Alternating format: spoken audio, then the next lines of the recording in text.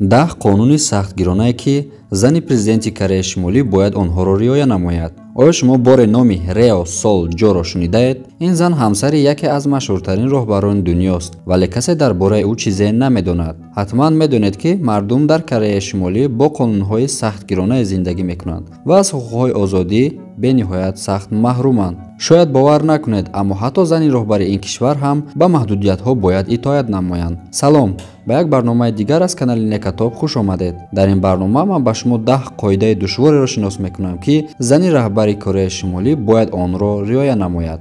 дӯстони азиз, чӣ гуна ки медонед, дар Аврупо футбол дар ҷӯшу хуруш аст ва ширкати 1x ба шумо имконияти беҳтаринро фавро меорад ки шумо дар ин бозиҳо мисол пул монда бурд кунед. ва ссилкае ки дар комментария, ман аввалин комментарие ки закрепит кардагием, дар ҳамонҷа ссилкааш мондагиаш шумо метавонед дароен регистратсия кунед, промокоди некара истифода барен, ба шумо 5000 рубл бонус метиҳам ва ина шумо метавонед дар депозити аввал истифода барен ва бурд кунед. аз рақами 10 сар мекунем. рафтан ба хонаи президентӣ. Кореяи Шимолӣ барои Рео Сол Ҷо тағйироти зиёдеро ба пеш овард ва ӯ ҳатто бояд номи худро тағйир медод. номи Рео Сол Ҷоро худи роҳбари Кореяи Шимолӣ Ким Чин Ин барои ҳамсари ояндааш интихоб кард, то касе натавонад дар бораи гузашта ва оилаи ин зан маълумот бигирад. албатта ин бори аввал нест ки чунин иттифоқе дар оилаи роҳбарони ин кишвар ба амал меояд. замоне ҳам модари ин раиси ҷумҳур ба ҳамин сарнавишт дучор шуда буд. номи ҳуқуқии ӯро дар яке аз барномаи Рео Онсил гуфта буданд ки ин ном тавассути роҳбари пештараи Кореяи Шимолӣ ба Ку Юнг Ҳи табдил дода шуда буд. ҳамсари раҳбарии ин кишвар дар сафарҳои худ бояд беҳтарин зебоиҳои кишварашро ба намоиш гузорад, аммо барои бонуи аввалии ин кишвар гузаштаи сарояндагӣ метавонад ҳеҷ гоҳ муносиб набошад. мувофиқи маълумот, бонуи аввали ин кишвар, яъне ҳамсари президенти Кореяи Шимолӣ Ким Чин Ин, як замоне донишҷӯёни кишварро роҳбарӣ мекард. як аксе ки соли 2005 гирифта шудааст нишон медиҳад ки ӯ ба хотири мухлисии дастаи кишвараш ба Чин сафар кардааст ва барои онҳо даст меафшонад. ӯ инчунин дар як оркестр сароянда аст. ӯ ҳунари сояндагиро дар Чин омӯхтааст. ҳатто гуфта мешавад ки Рео Сол Ҷо дар вақти сарояндагиаш диққати раҳбари кишварро ба худ ҷалб карда буд. бо вуҷуде ки ин зан дар мусиқӣ хеле пешрафт карда буд, аммо баъд аз издивоҷ бо роҳбари кишвар маҷбур шуд ки ин касби худро барои ҳамеша тарк намояд. идораи амниятии Кореяи Шимолӣ хеле кӯшиш ба харҷ додааст то гузаштаи Ри Сол Ҷиро ки ба мусиқӣ алоқа дошт, то ҷои мумкин пинҳон намояд. ба хотири ин кор ҳатто 9 нафар аъзоёни оркестри ӯро куштанд. дар фарҳанги Кореяи Шимолӣ занони ҳамин ки ҳомила шуданд дигар кор намекунанд.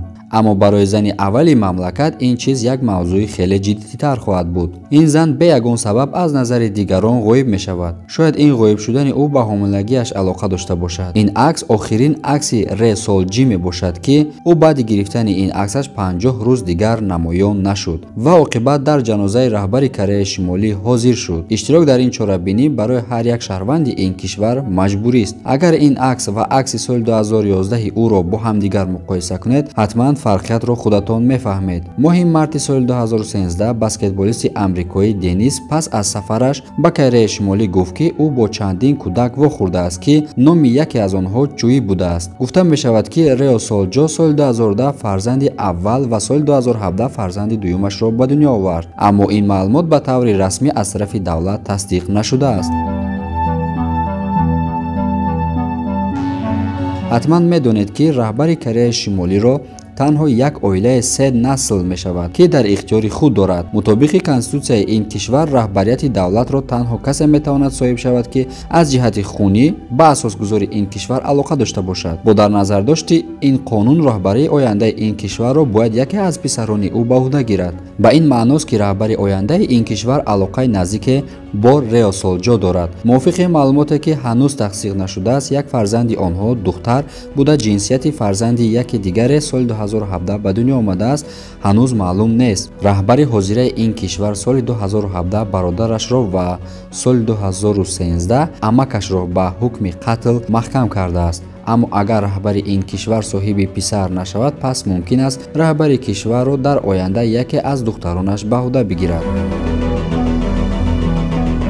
ҳарчанд ки бисёрзанӣ дар Кореяи Шимолӣ мувофиқи қонун манъ аст, аммо қонун наметавонад бо роҳбар муқобилат кунад.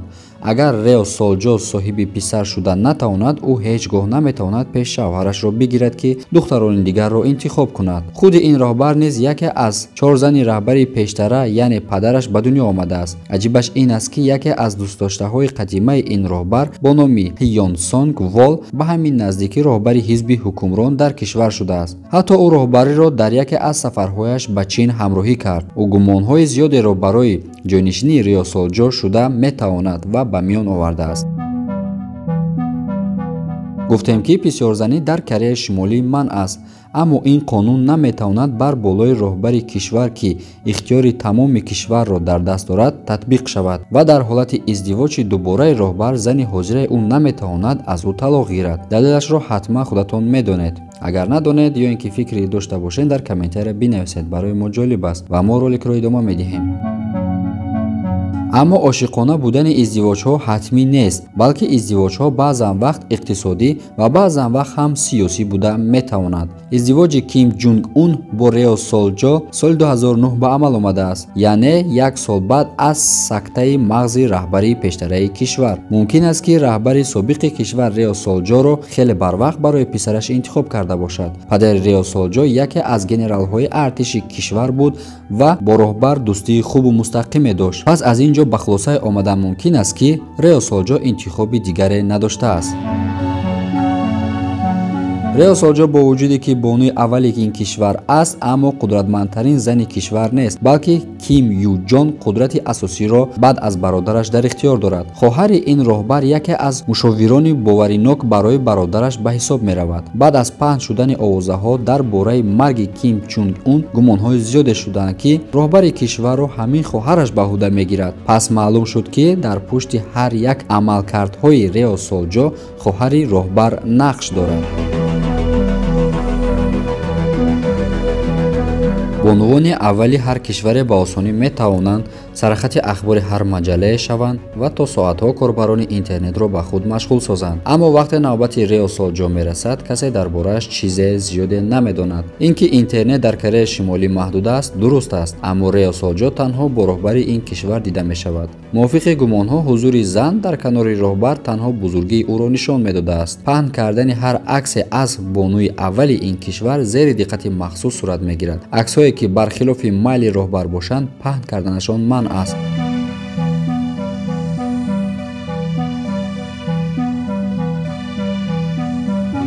ва оқибат рақами 1. бонувони аввали бисёре аз кишварҳои дунё метавонад ба ягон намуд ё ситораи мӯ табдил ёбад, аммо дунёи мӯ дар Кореяи Шимолӣ пурра фарқ дорад. ҳизби ҳукмрон ворид кардани ҳар ашёу лавозимоти ғарбиро манъ кардааст. полисҳо нисбати ин ҳукм назорати ҷиддӣ мебаранд.